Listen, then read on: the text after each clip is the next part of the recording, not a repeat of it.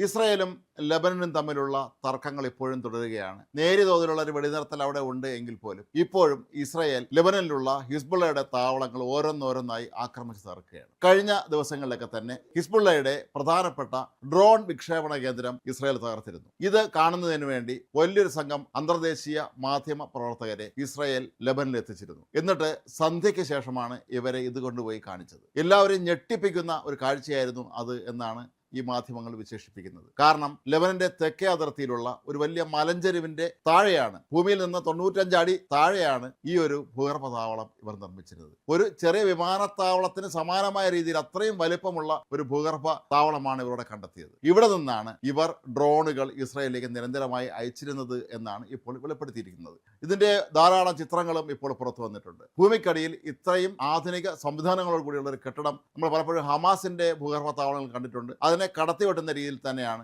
ഇവിടെയും ഇത്രയും വലിയൊരു ഭൂഗർഭ ഡ്രോൺ വിക്ഷേപണ കേന്ദ്രം ഇവർ സ്ഥാപിച്ചിരുന്നത്. ഇവിടെ നിന്ന് അയക്കുന്ന ഡ്രോണുകൾക്ക് 200 മുതൽ 500 കിലോമീറ്റർ ദൂരം വരെ ചെന്നെത്താൻ കഴിയും എന്നാണ് പറയപ്പെട്ടിരുന്നത്. കൂടാതെ ഈ പ്രദേശം സ്ഥിതി ചെയ്യുന്നത് ഇസ്രായേൽ അതിർത്തിയോട് തൊട്ടടുത്താണ്. അതുകൊണ്ട് തന്നെ ഈ താവളം ഉപയോഗിച്ചുകൊണ്ട് തന്നെയാണ് വളരെ കാലം ഹിസ്ബുള്ള തീവ്രവാദികൾ നിരന്തരമായി ഇസ്രായേലിലേക്ക് ആക്രമണം നടത്തിയിരുന്നത് എന്ന് ഇസ്രായേലിന്റെ സൈന്യവും അവരുടെ ചാരസംഘടനയായ മൊസാദും കണ്ടെത്തിയിരുന്നു. ഇതിന്റെ അടിസ്ഥാനത്തിലാണ് ഇവിടേക്ക് അവർ ആക്രമണം നടത്തിയത്. ഇവിടുത്തെ മാധ്യമപ്രവർത്തകർ കണ്ടത് വർഷങ്ങൾക്ക് മുമ്പ് ഇസ്രായേൽ തകർത്ത ഈ തുരങ്കത്തിന്റെ മറ്റൊരു ഭാഗം കൂടിയായിരുന്നു. ഈ തുരങ്കത്തിനുള്ളിൽ വളരെയധികം വാഹനങ്ങൾ ഇപ്പോഴും മണ്ണുമൂടി കിടക്കുന്നുണ്ട്. ചുരുക്കത്തിൽ ഈ തുരങ്കത്തിനുള്ളിൽ കൂടി വലിയ വാഹനങ്ങൾക്ക് പോലും കടന്നു പോകാൻ തക്ക രീതിയിൽ തന്നെയാണ് ഇവ നിർമ്മിച്ചിരിക്കുന്നത്. ഇതെല്ലാം തന്നെ ഇറാൻ നിർമ്മിച്ചു കൊടുത്തതാണ് എന്ന് തന്നെയാണ് കരുതപ്പെടുന്നത്. ഇവിടെ നിന്ന് കണ്ടെത്തിയ പല ആയുധങ്ങളിലും സാധനങ്ങളിലുമൊക്കെ തന്നെ ഇറാന്റെ മുദ്രയുണ്ട്. ഇതാദ്യമായിട്ടാണ് ഹിസ്ബുള്ളയുടെ ഈ ഒരു ഡ്രോൺ വിക്ഷേപണ കേന്ദ്രം ഇസ്രായേൽ പിടികൂടുന്നത്. ഇവിടെ നിന്ന് ഒരുപാട് ഡ്രോണുകളും കണ്ടെടുത്തിട്ടുണ്ട്.